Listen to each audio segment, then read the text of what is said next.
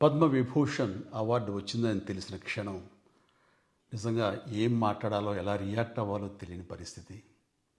మన దేశంలో రెండవ అత్యున్నత పౌర పురస్కారం పద్మవిభూషణ్ లభించినందుకు నాకు నిజంగా చాలా సంతోషంగా ఉంది. ఒక తల్లి కడుపున పుట్టకపోయినా నన్ను తమ సొంత మనిషిగా, మీ అన్నయ్యగా, మీ బిడ్డగా భావించే కోట్లాది మంది ప్రజల ఆశీస్సులు, నా సినీ కుటుంబం యొక్క అండదండలు, అలాగే నీడల నాతో ప్రతి నిమిషం నడిచే లక్షలాది మంది అభిమానుల ప్రేమ, ఆదరణ కారణంగానే నేను ఈ రోజున ఈ స్థితిలో ఉన్నా. అందుకే నాకు దక్కినటువంటి గౌరవం ఇది మీది. మీరు నాపై చూపిస్తున్న ప్రేమ, ఆప్యాయతలకు నేను ఏమి రుణం తీర్చుకోగలను? నా 45 ఏళ్ల సినీ ప్రస్థానంలో వెండితెరపై వైవిధ్యమైన పాత్రల ద్వారా వినోదం పంచడానికి నా శక్తి మేరకు నేను ప్రయత్నిస్తూనే ఉన్నా.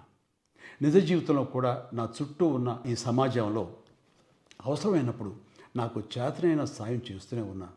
కానీ మీరు నాపై చూపిస్తున్న కొండంత అభిమానానికి నేను ప్రతిగా ఇస్తున్నది గోరంతే. ఈ నిజం నాకు ప్రతి క్షణం గుర్తుకొస్తూనే ఉంటుంది, నన్ను బాధ్యతగా ముందుకు నడిపిస్తుంటుంది.